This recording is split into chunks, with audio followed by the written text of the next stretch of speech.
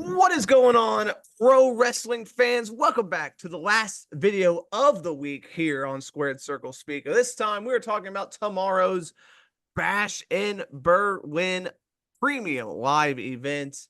I am Ryan. With me, as always, he's straight edge, which means he's better than you. It's Nathan. No, I don't know if I'm better, but I'm straighter. Wait, that didn't sound right. What? Uh, Anyway, anyway, moving on. we have a 5 pay-per-view event, which is standard for WWE PLE's non-Big Four. Yeah, we're gonna get into this. By the way, the official theme is Ratatata by Baby Metal and Electric Call.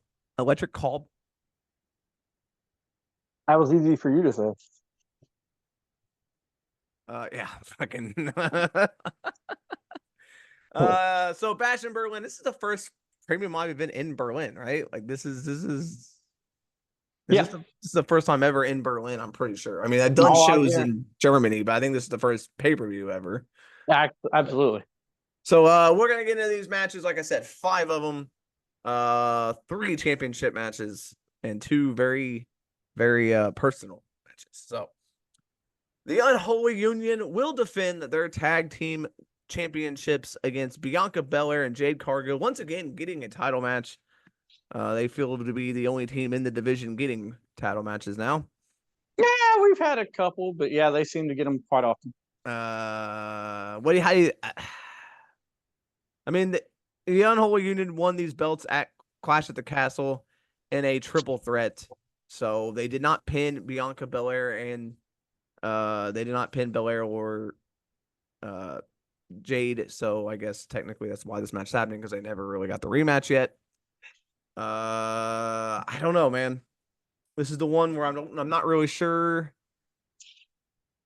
So we have a lot of teases lately in the world of wrestling across all shows of breakups. And this one has been teased in the past, and I don't know if they're gonna pull the trigger on it or not. But I'd hate to see. I mean, I guess they gave them the nod and let them win in their home country. So if the Unholy Union loses here, I mean, hey, at least they gave them the belts. But it would be kind of crappy to give it right back to Jaden and Belair. So I'm gonna go. This might be the one match that I get wrong, but I am going with the Unholy Union. I think maybe they finally do the breakup, and Jade turns on her because they realize she's not doing well as a face, and maybe as a heel she will have a little more character and she'll be able to work a little easier in the ring. I say she turns heel on Belair in this match. I don't know if it will happen in this match, but I'm with you with Jade being her style of wrestling is better as a heel because she can slow the match down and she can kind of work at a different pace. As a face, you kind of got to be high energy and kind of get the crowd into it. And that's not really her style. I mean, Jade Cargill's got a certain style. She's not terrible in the ring, given she just has to have the right match. Yep. And I don't know if it'll happen here. I think maybe losing here could be the catalyst for them eventually turning. Maybe Belair gets pinned or something, and then Jade gets pissed and eventually turns on her. But I'm with you on the Unholy Union. I don't think I like them as champions. I like them as a team. I don't know where we would go from here because Raw's filled with teams, but they're all kind of feuding with each other over there. So I don't know where we go with the women's tag team titles because you got 3 teams on Raw and they're all kind of beating each other up every week. So yeah, they've all been champions and they've all, other than Shayna and Zoe, but they've all had title matches and all been champions. So I don't know where that goes, but you do have to factor in the Naomi and Blair Davenport have also been involved in this thing, so factor in that as well as potential for this match. All right, let's get to one of the personal matches out of the way. The Terror, I hate that name. The Terror Twins, Damian Priest and Rhea Ripley versus the Judgment Days, Dominic Mysterio and Liv Morgan. Obviously, if you've been following WWE, you know the story behind this one. Yeah. So I don't think I really need to have the backstory to this match. Uh, you know, Damian and Rhea both coming off losses at the last pay-per-view. Um, would need a win, but obviously I think you kind of want to build up Dominic, and Liv is the champion. So like they need to stay kind of built up too. Is Yeah, and I feel like Judgment Day as a whole, this new Judgment Day, if you want to solidify them as a long term thing and not just a short term thing, you kind of need them to get a big win.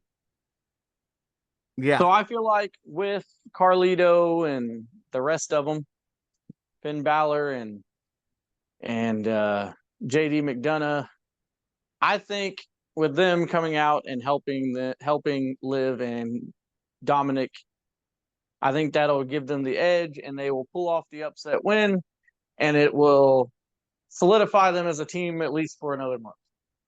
Yeah, I'm with you there because look, I Damien and Rhea are so over that it doesn't matter if they lose. Yeah. Like they're Rhea's Rhea. I mean, and I think we need Liv to be champion for a while. Look, Rhea had her run, and she had her moment as champion for a while. But I think Liv needs to really get this run, really fall into this heel persona with Judgment Day, and let her find her footing with this new role. And if you take the title from her, like soon, you know, it could all fall apart. I think even though this isn't a title match, her losing here would give Rhea fuel for a rematch. And I think Liv needs to win this one, keep her strong as champion. And you build Dominic up as well with him beating Priest. And then could we? I mean, look, Rhea has been beating up JD McDonough every week. Like, could we see at Bad Blood Damien and Rhea go against the Judgment Day for the tag team titles? I still like we said that was could be a possibility. We both said I mean, she's been beating up JD McDonough every week. Like it feels like, and they specifically did like tag team moves on Finn Balor and JD McDonough this week on Raw. Like it feels like they're teasing that, that's which why would I be think that's why I think I think definitely helps him set up that if it does happen. But eventually you think it's gonna come down, obviously living Rhea again, which is kind of a bummer because the rest of the women on Raw aren't really getting to do a whole lot. yeah. But eventually it's going to come down to those two going for the belt again, and Rio probably get the win. And then Dominic doesn't really need to be a factor. Like he doesn't need a one-on-one match with Priest. That's nothing. It's going to be eventually Finn Balor and Damian Priest. Yeah, I mean, eventually they're gonna have to go at it, which could be the next pay-per-view as well. Um, Right. we'll see. The Bad Blood, I mean, they have the potential to have they won't, but they could have a shit ton of matches on that show. They need to have at least 7, I think. Yeah. So let's do this title match, because I feel like the other one's gonna be the main event. Cody Rhodes defending the WWE Championship against Kevin Owens. This is kind of just made because, uh, you know, just because, really. Yeah. Nick Aldis kind of just said, "Hey, you deserve an opportunity," and Cody Rhodes is like, "Yeah," and so they gave it to him. So, basically, this is just two friends having a match. No bloodline, nothing like that. Just Cody versus Kevin. Be a really good match. Obviously, Cody's winning, and unless something crazy happens and Kevin Owens turns heels and beat the fuck out of him. Uh, but I don't see that happening. I think obviously Cody wins this one, but this match will be great. And yeah, I mean, will the bloodline get involved? Who knows? I mean, they seem to stick their nose I all mean, the time anyway, but they got to be on here at some point, right? you would think. I mean, they're like the hottest thing that they've. I mean, they're the biggest thing that they've had in wrestling in a long time, and they've been still the focal point, it seems, on SmackDown. So they got to be in this match. Question is, does Kevin Owens get mad that his match gets ruined maybe by the bloodline and just goes off on Cody Rhodes and becomes the prize fighter heel that we, feel that he should be? Yeah, yeah. I mean, it could be.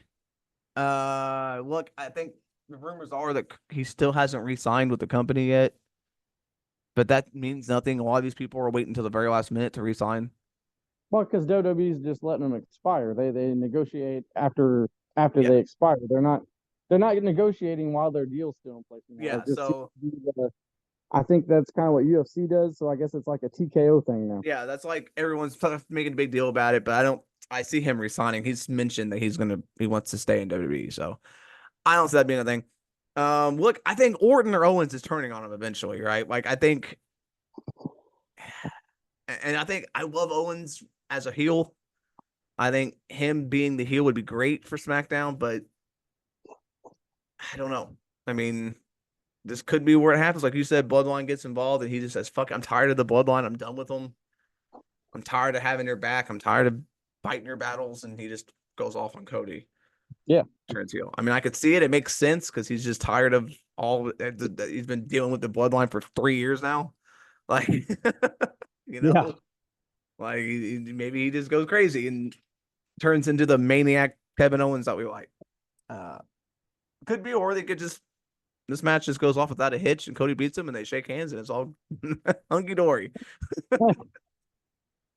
The other big blood feud on this show: Cody or CM Punk versus Drew McIntyre in a strap match. Now, this strap match, the rules will be you have to touch all four corners in succession. A four corners match. I don't like it. I would much rather just be a traditional strap match where they're just chained together and but they're Yeah, doing the four corner strap, so I don't like the four corners because it feels these matches. If you guys have never seen one, they seem to lag. It seems like when they have these matches, they have to hit these four corners, and it feels like the match just comes almost like a last man standing match. The match comes to a damn screeching halt. yeah, and it doesn't really sell the whole like personal blood feud to me Yeah, that you have to touch four corners to win. Like a yeah, strap match is great for a blood feud if they're strapped together. That means you can't weave, you can't run, and it's still pinfall or submission. But yeah, having to touch all four corners to win feels like a cop out for this feud. It feels like it doesn't feel as personal to yeah. touch the four corners to beat your opponent, not pinning them, which makes me think Punk is going to win here. But and then Drew will make that point of you still haven't pinned me. You still haven't actually beat me in a match. So they will go to Bad Blood at Hell in a Cell, I feel like, and in this feud in the Hell in a Cell match. Because I think CM Punk will win, but Drew will be like, yeah, well, I mean, you didn't beat me. I mean, yeah, you Yeah. touched four corners, but you still didn't pin me. Yeah, Like, it's. I think that's why they did it. Honestly, I think that's the main reason they set this story. yes. That stipulation to this match is just for that reason. Is so Drew can say you didn't pin me, so I pinned you. So and then CM Punk can get one last And then CM match with Punk will be like, fine, fight me in Hell in a Cell. exactly. Let's settle No, it the no, biggest way we no, know how. no disputing it. Then Yeah. Which makes sense. I mean, I get it. And storyline wise, it does make sense if that's the way they're going to go, which I feel like they're going to have. If they're bringing back Bad Blood, they're doing it for a reason. they got to have a Hell in a Cell They're match. going to have a Hell in a Cell. And that is the only few, other than maybe you could do Damian and Finn or Rhea and Liv, uh, would make sense for Hell in a Cell. But CM Punk Drew is like the one match that if it screams Hell in a Cell match. Exactly. Let them get in there, beat the holy hell out of each other because they haven't like this strap match would be But, something, but they haven't had like a no disqualification fight. Like you know what I mean? and it also puts it full circle with because they said at the last match they did the whole Shawn Michaels Undertaker Bret Hart thing, right? Yeah. So yeah, And then it just makes sense to just and I don't now know they're why doing a they're doing stipulation match. yeah, and then I don't know why they're going this way, but it's whatever. And Triple H And is yeah, but it would definitely set up the Hell in a Cell match again, and would put it just like it was in 1997 and Drew at Bad Blood. McIntyre's brother can debut and cost him the match. That would be great. That would be awesome. That would if that happened, and then Michael Cole's got to yell out like That's gotta that's be gotta be Blaine. It's gotta be Blaine. Gotta be Uh, fine. oh, oh, we're Yeah. So I think that I mean now that I talked about it, I think I know why they did the four corners match. It's just I don't like four corner strap matches. yeah, Like you said, I don't like last man standing matches because it just comes to a halt and it's like it's a different like they do false finishes, right? But right, it's not the same as a false finish in a singles like a pinfall match. Because a right, false finish in this type of match in a last man standing match takes 10, 20 seconds. yeah, Like it takes forever. And then you're like, oh no, not over. No, we gotta do this again. And we gotta do yeah. it again. And it's just yeah. So we'll see how that So, match all goes. right, It'll be a good match, but we'll see. yeah. Let's All get to the last one right. here. Main event, world heavyweight title. If Orton wins, he will be transferred to Raw, and Gunther will be transferred to SmackDown. Gunther defends against Randy Orton. Basically, Gunther beat him in the King of the Ring. Orton said, you know, you didn't really beat me. My shoulder was up. So he's cashing in his rematch. And I guess Nick Aldis and, uh, you know, I guess they all did both. And they were both like, yeah, sure. Like I guess they just allowed this him to come over from Raw for SmackDown for a while. Yeah, Sure. sure. It makes a lot of sense to me. Um, So yeah, so this match, I mean, we all probably know that Gunther's gonna win. They ain't gonna have his after having that long Intercontinental title reign. They're not gonna have his world heavyweight title reign in that short. yeah, I would like to see Randy Orton because I do like Randy Orton. I know he was a dick in the past, but I do like Randy Orton, and he's been there forever, yeah. and so I would like to see him get close to that history making mark. But I just don't see it happening. I don't see it happening with Gunther. No, I mean, look, he can go to SmackDown and maybe win the WWE title from Cody. Um, because like this is a new Orton, you know, he's like saying he's here for the fans and thanking the fans. He did that big speech on Raw, and you know, he's like, I thank you guys. I think it's a front. I think he's gonna turn heel again. I I don't like this Orton. Like Orton's good. I love Orton, but face like good guy, like yay, I love you all, Orton. No, like not doing it for me. Yeah. So I think yeah, Gunther wins. This will be a good match. Their match at King of the Ring was great. And I think Gunther. They keep calling it his hometown. It's not. He's from Austria, but Austria is right next to Germany, so you know his family will be there probably, his friends, whatever, his wife and all that. So it'll be a good moment for Gunther. He'll hope they better make this main event, dude. This better main event this show. Oh, it's got to be. So I see Gunther winning. I don't know where he heads. I mean, you've got some people building up over there on Raw with, you know, Bronson Reed.